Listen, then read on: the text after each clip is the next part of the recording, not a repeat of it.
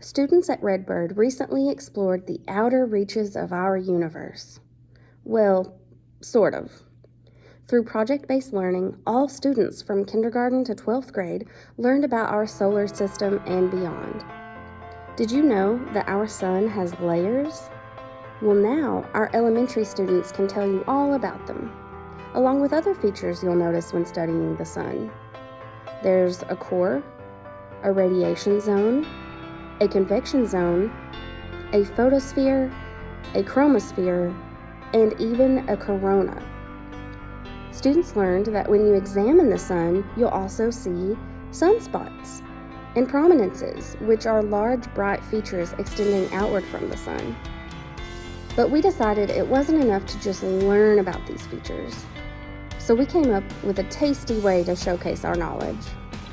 Students used cookies and frosting to create edible models of the sun.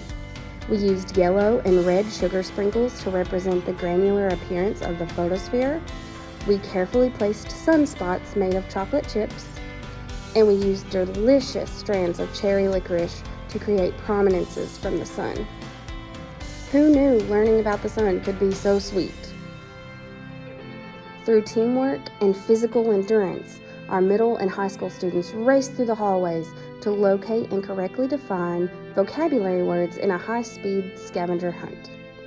Learning terms like nebula, pulsar, black hole, and supernova, teams were then tested on their communication and creativity skills, again in a pretty sweet way.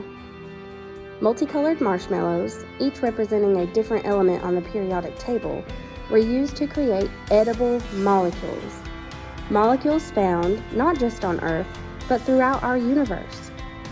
Students created representations of ammonia, methanol, dihydrogen monoxide, or water, tetrahydrate carbon, also known as methane, sodium chloride, or salt, and hydrogen peroxide, just to name a few.